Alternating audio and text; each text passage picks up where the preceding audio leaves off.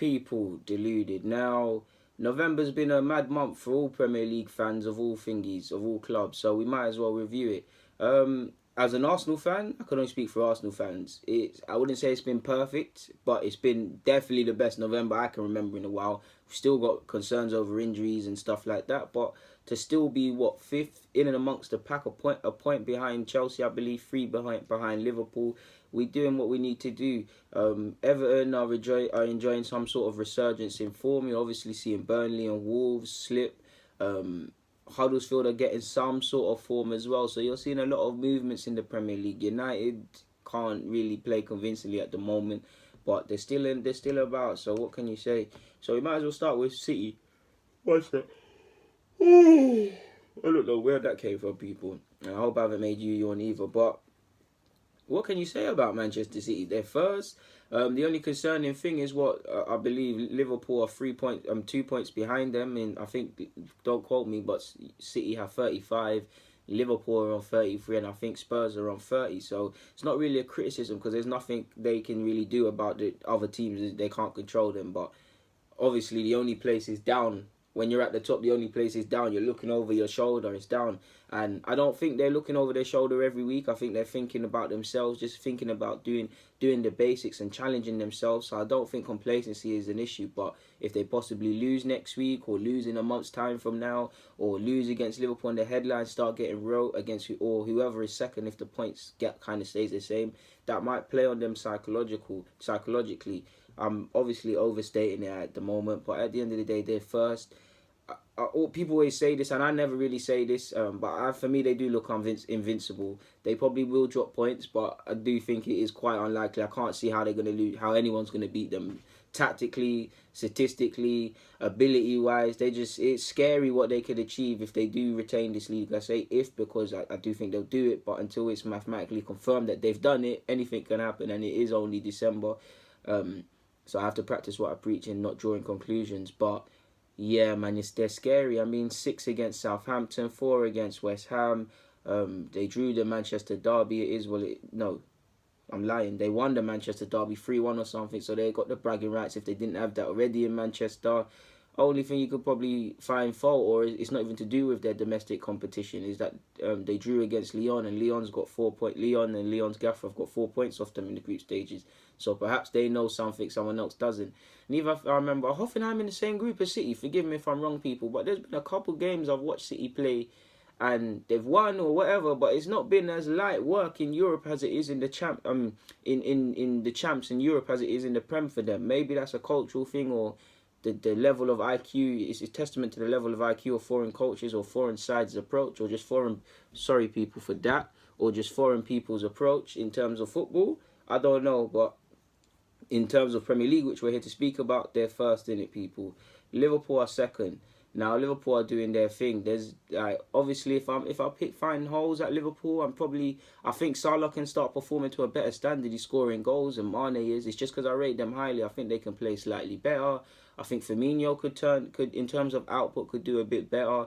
I feel there's concerns over their midfield personally to see Fabinho and Keita. Again, I'm not a Liverpool fan, and I'm not here to draw conclusions. I'm just stating my opinion. The fact that they spent over 100 million on them two midfielders and then neither are able to start, and no disrespect to James Milner because you know he's my guy, but a 32-year-old, 33-year-old James Milner whose career is winding down is deemed more appropriate to start than a lot of the midfielders at Liverpool, specifically the two that arrived in the summer. At this moment in time, that does look concerning. And if I look at the game against Fulham as well, at the end of the day, it's about winning, and you can't be elite all of the time or at your best all the time. But Fulham didn't win it, so there's nothing they can say. But Fulham were in that game at Anfield until the goals flooded in. But other than that, Liverpool have done their thing. They beat Watford convincingly. They ultimately beat Fulham. They drew with us, which is not a bad point to draw. It's a top 6 game. They sit second. So what? And they're still 2 points off Manchester City. And they're playing. I've been impressed with Joe Gomez, and they're doing their thing still. Like, don't get me wrong. Like, they're doing what they need to do. They're handling business. The only concern is probably in Champions League. There's a good chance that either one of them, Napoli or PSG, is not going to make it. So someone's going to have to really pull up their socks and make sure Liverpool advance to the next round. So yeah, Liverpool are doing their thing. They sit second, and if you're a Liverpool fan or player, you're happy at the moment, and that's all you can do is just win your games, and City are a level above them. But all they can do is win their games and hope City drop points and see what happens after that. And when City typically play Liverpool, Liverpool seem to know how to play City. So maybe if certain things happen, certain other things can happen, and Liverpool can claim their first Premier League title or first division title in however many years. Definitely not since I've been alive. But yeah, not my fault, you lot of crap. But yeah, banter aside, Spurs sit third. I must admit, I do think at the end of the day, Spurs, like Arsenal, are handling business, winning games and stuff like that. But if I look at some of their results similar to ours, I think if you look past the fact that they won and took 3 points, there's a bit of cause for concern. They haven't been at their best at times this season. And stuff like that, or there's been moments in the game where they could have lost the game or they could have been behind. Exactly everything I've said about Arsenal, I see with Arsenal, I see it with Spurs. But at the end of the day, Spurs are sitting third. Fantastic. This is all excluding the game against Chelsea. Fantastic result against Inter Milan as well in the champs, but that's irrelevant to this. Fantastic result from start to finish against Chelsea. Fantastic performance from start to finish. They did what they needed to do.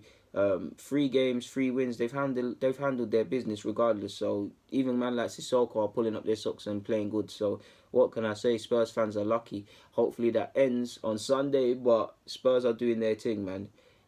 Chelsea finally lost. Obviously they sit fourth.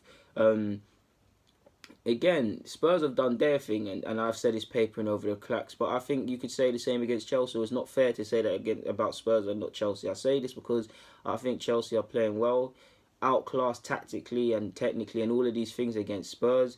Dropped silly points against Everton. They beat Palace. They beat Palace and lost to the same scoreline, and they drew against Everton. So it's been a bit of a mixed month, and they've dropped 5 or so points. And I'm sure they want to get top 4, or at the start of this season, like Liverpool or a few weeks ago. I don't think Liverpool are sitting there and saying they're going to win the league or stuff like that, but they're targeting being in amongst the pack, and maybe Chelsea can still do that because it's still mathematically possible. Maybe a bit of a reality check of sorts. I do think Hazard's playing well, but maybe in the last couple of fixtures he's gone a bit cold. So I do think Chelsea, it's been a mixed month, and they probably need to up it a bit. And obviously they've been in a good run from the start of the season to the finish. So stuff like this is always going to happen. But yeah, man, form's been a bit iffy, to be fair. There's no escaping that. Then obviously you've got us. We sit 5th. Arsenal, if you don't know, the deluded goon, if you can't work out by now that I'm an Arsenal fan.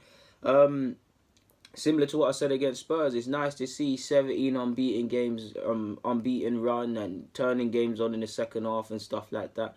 But papering over cracks, there's games. Bournemouth on another day, or another season, it's ultimately not that, but we could have lost that. We dropped points against Wolves, of course. Liverpool, on one hand, it's a great point, but on the other hand, it's another game playing devil's advocate. It's another game against a top 6 side where you could have marked credentials in terms of the top 4 or improvement in terms of beating them, and have ultimately failed it again, to be fair with you. We carried on some of the points from the of our form from the previous month, dropping points, but next 2 games without a doubt 12 pointers essentially, in the sense that both of them games are 6 against United, and Spurs are essentially 6 pointers. So yeah, man, I mean we've on one hand I think we can play better several levels. On one hand I think we're playing well, like Spurs were playing well. On the other hand I think you can raise it. On the other hand I think I have to be a bit fair, because I don't think I'm asking too much. I don't expect anything, but if you look at the statistics, point behind Chelsea, 3 behind Spurs. If you beat Spurs, and again it's all if and hypothetical, but if we beat Spurs on Sunday, puts us in a different sort of position. So yeah, I think the top 5 sides I've said have all, I wouldn't say, out of the 5 sides I've said, City, and I doubt City are complacent or comfortable. Excluding City can be 100% cool, but I'd say the other 4 can find comfort in their performance, but can also find where they could possibly improve and things like that. Or they can all be proud of how they've been in November on a general basis, because they're still in amongst the pack. Now, United, I need to check where they actually are in the table. They sit 7th. Appalling.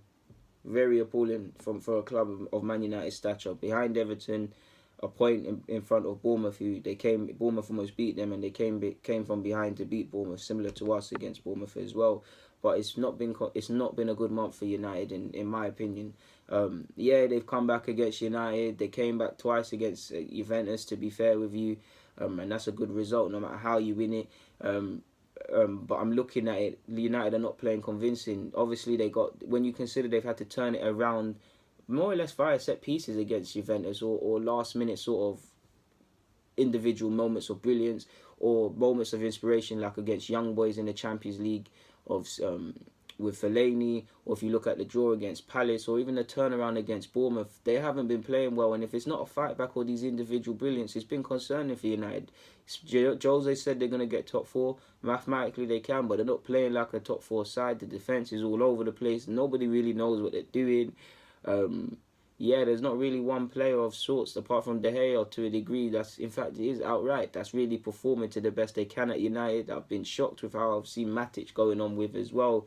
So they drew with Palace as well. They lost to City as well, lost to Manchester United, lost the Manchester derby. So it's been cause for concern. And if you're Manchester United, you're just thinking, okay, November was a bad month. The good thing is, mathematically, we can still be about. We've got 2 games. Can't remember who they're playing this week.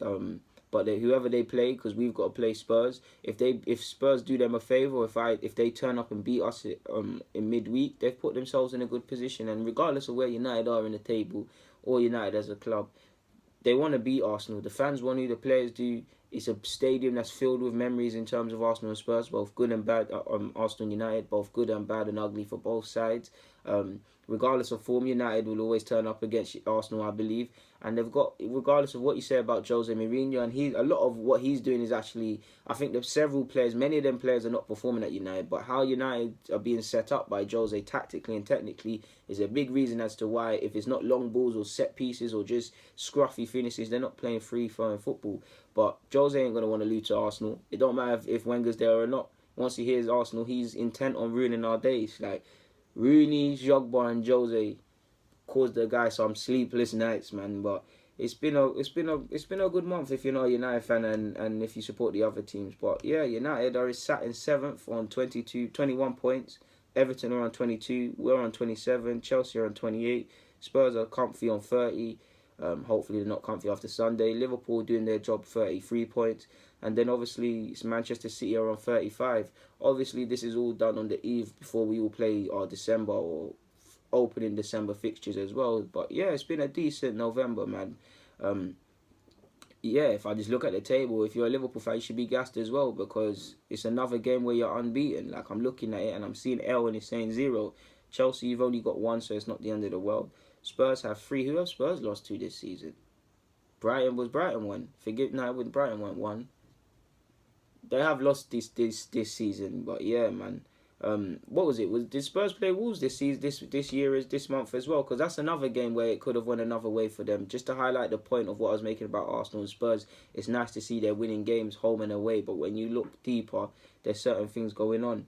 So yeah, shout out to Watford as well. They sit comfy in 9th. I think Wolves are being given a bit of a reality check. I think the likes of Jota, Da Costa can really start improving for Wolves. Fulham look like they're gone. They're on 8 points. They've got Ranieri and he got them playing all right in his first game, but it remains to be seen. Burnley look like they're gone at this moment in time. They, like, for a team that's normally very good defensively, they're just leaking goals left, right and centre. Southampton are in 8th. I don't know if Southampton will go down because they've been down before, but you just think Southampton are one of them clubs.